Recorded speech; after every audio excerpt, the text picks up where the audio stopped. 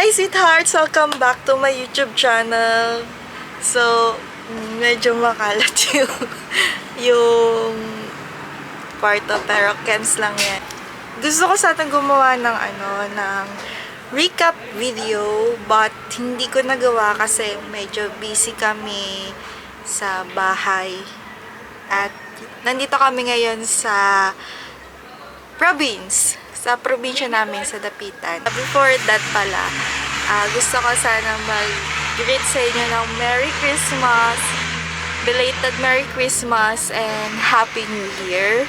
Lulok po ako, short hair, yan. Pero hindi pa yun yung final short hair ko. Kasi, baka magpapa-black hair pa ako. Ayan, black hair. Kasi, wala lang, gusto ko maiba naman. Gusto kong, yun nga, isa din sa reasons kaya ako gusto mag-video kasi ang daming di naniniwala. Baka feeling nila na edit lang yung picture ko na nagpa-short hair ako. But no, ayan, nagpa-short hair na yung ate nyo. Then, I would like to thank Indio Filipino for my shirt. Indio Filipino. And I would like to thank Dr. Mon of Chateau Dental Clinic. And guys, sweethearts, if may bala kayo magpagawa ng brace, magpapasta, magpa-cleaning ng teeth, or anything about teeth, please go to Chateau Dental Clinic at last year pa, mga 2022, bala ko nang mag-resign sa work ko. But, nag-start, pero nag-manifest lang siya. This 2023. 2023 ako nakapag-file ng resignation letter. So, yun, nag-resign ako sa previous job ko kasi I would like to I would like parang maiba naman. Parang may gusto akong gawin sa life ko. So, yung ibang viewers ko, alam naman na yun na may exit ako sa work kasi may gusto pa akong gawin. And then, ayun. So, fast forward, July, nagpasa ako ng resignation.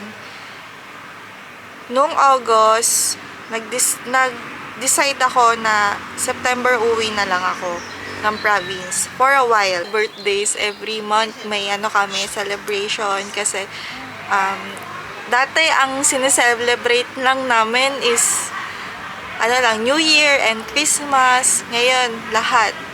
Birthdays, kapag may birthdays, celebrate talaga namin. Namin is yung kay Mama Beth, kay Kyra, kay Mama Mel. Magka-birthday sila pero hindi sila twins. Magka-birthday lang sila pero hindi sila same year. Tapos yung kay Kyra, kay Kuya Iteng, kay Peter, cousin ko, Kuya Iteng cousin ko din. And then kay Mama Becca, tita ko din siya. And then, ayun, pinakalas yung kay Mama Becca. Kalagitnaan ng November, bumalik ako ng Manila. Ang first kong agenda is mapayos yung brace ko. Second is makapag-attend ng Rakrakan Fest, which is gawa ko naman. Third is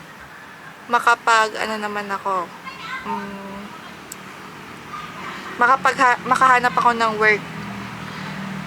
And then, after ng Rakrakan Fest, yung November 26, natatandaan ko ata, 26, yun. November 26, nakapag-Rakrakan kami. After Rakrakan Fest, 27 is holiday.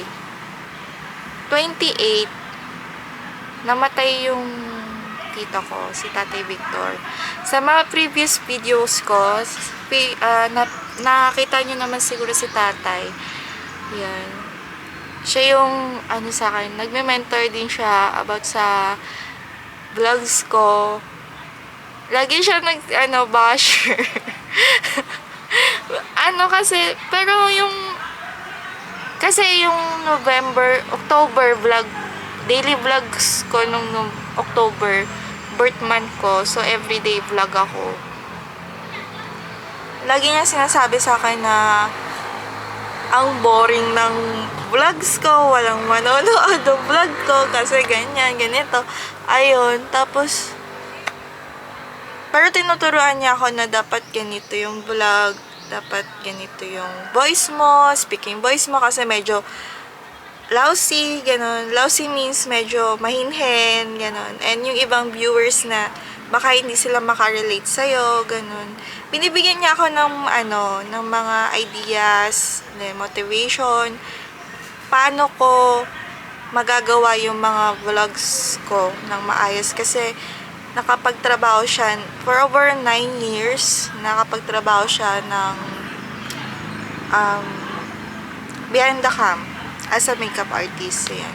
Tatay Victor is a makeup artist, number 1 makeup artist siya noong 90s something, all over Zanorte. Best handler. But lahat ng nami-makeupan niya, lahat ng handler niya is nananalo. May titles, lahat. Lalo na sa Dipolog and Dapitan. So, well-known talaga yung Tatay Victor namin as a best makeup artist. Yun. Lagi siyang makeup artist ng kasal, debut, and mga binyag din. Nakapag-makeup siya doon. Feeling ko yung 2023 is medyo mabigat na year para sa akin. Kasi need ko mag-decide, need ko mag-decision for me, for my family, na tama ba yung gagawin ko. Parang feeling ko kasi buong buhay ko, tama naman. Although may some mistakes, pero matuwid naman yung buhay ko. Lahat ng galaw ko is minimal lang kasi takot ako mapagalitan, takot ako na baka may mangyaring masama sa akin.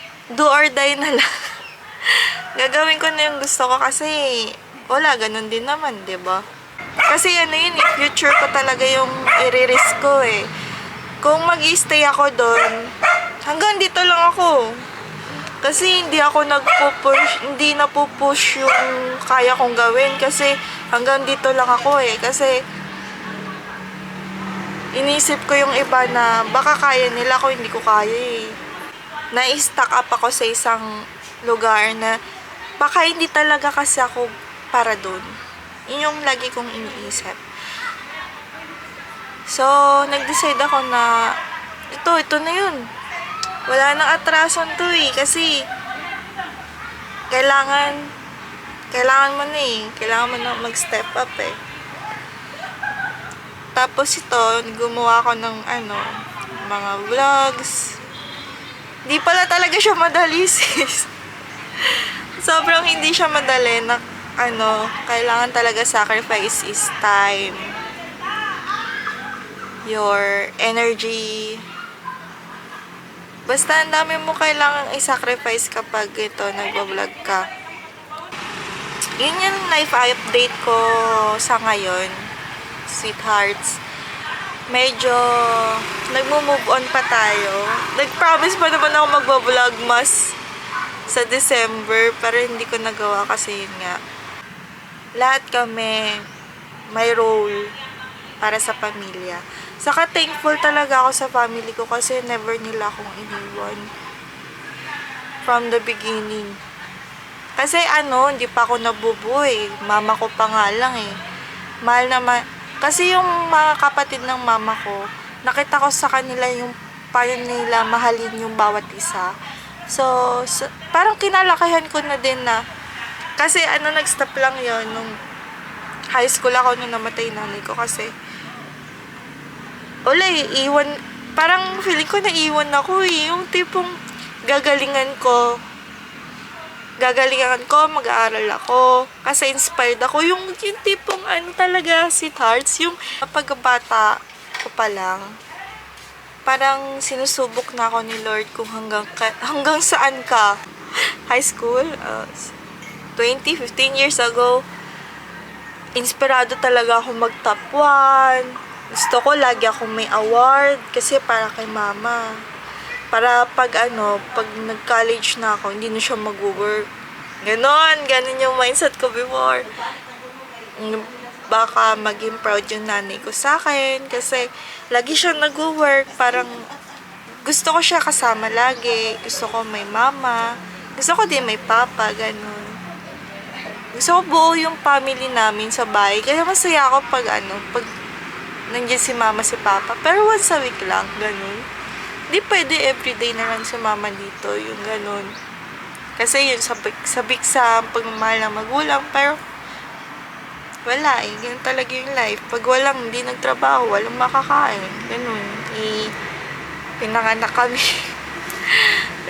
Pinanganak kami sa henerasyon na kailangan mo mag-work para makakain yung family. Yun. So, yung kinalakahan ko yun. Pag walang mag-work, wala kang makakain. Naputol lang yun yung time na yun, nawala yung mother ko na ayoko na. Lahat na lang, iniwan ako. Walang gabay, ganun before. Pero yun, kinuha din ako ng tita ko, mga tita ko sa side ni mama. Sinaawa sila sa akin. Naawa sila sa amin magkapatid. Yun. Hindi naman kami officially na naampon. Pero parang kinip na lang nila kami. Yung, hindi naman sila obligado, pero obligado na alagaan kami. Pero yun, sa pagmamahal nila sa kapatid nila, kay mama, hindi ampon kami ng mga tita namin. Tapos, yun, si Tatay Victor, isa din siya sa nagpaaral sa akin. Yun, hindi nila kami binitawan hanggang huli. Nung nakapagtapos ako ng college, andyan sila ngayon. Si Kyra naman, 8 years yung gap namin ni Kyra, ang kapatid ko. Mahal ko din yung mga kapatid ko kay Papa. Yun nga lang kasi separated kami. Pero andun sila sa bahay namin sa Montalban. Best part siguro sa family. Kasi nakita ko, bakit So, tinanong ko din yung mga kapatid ni Tatay Victor. Yun sila, Nainay, sa mama. Bakit ganun yung importansya nyo sa pamilya, ganun. Kasi, tapos sabi nila, wala naman magtutulungan kundi tayo lang din. Yun. Kahit sa mga pinsan ko, yung mga pinsan ko, yung mga yung mga matatanda kong pinsan, yung tinulungan din nila kami mag-aral. Wala silang sinabi na pagtapos ka na mag-aral, tulungan mo si ganito, tulungan mo sa kanya. Hindi. Ang sinabi nila sa amin, magtapos ka na pag-aaral kasi para sa'yo yan, hindi yan para sa amin. So sabi ko, diba, yung wala kang obligasyon na i-give back yung sacrifice nila. Ang gusto lang nila, mag-grow ka sa sarili mo na kayanin mo yung life. Workout ka lang, ganun. Work mo lang yung life. Yan. Kaya yung pagmamahal ko sa kapatid ko, mahal ko din sa mga pinsan ko.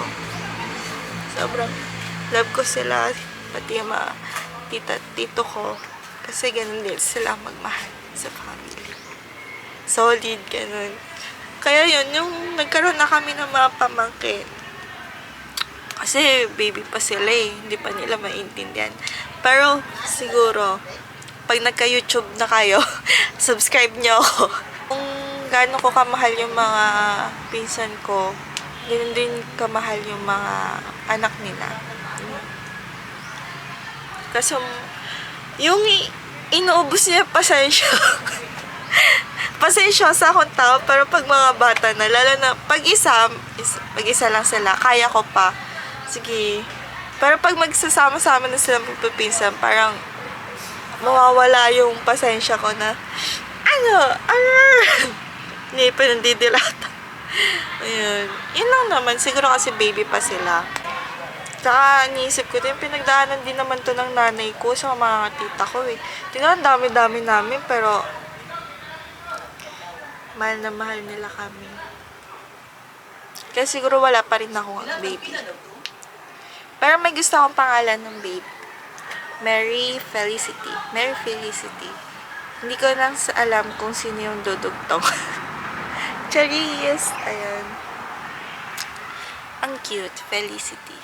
Mary Faith. Nag, nag-isip na ng pangalan. Wala pang plano sa buhay. Ayan. Pero I will start planning myself. Pero yun. January 2 pa lang ngayon, sweetheart. So, ang balak namin for this year, balak ko this year yun, makahanap ng work. Work na very gusto ko talaga. Tapos yung convenience sana malapit lang sa boarding house, ganun. Mga apartment na mas mura, mga mura lang. Ayan. I will try my best. So, manifesting talaga, sweethearts, for more videos to come. So, please like, comment, subscribe, and click the notification bell. Bye, sweethearts! Spread love wherever you go. Bye, sweethearts. Love you. Love you all. Please subscribe.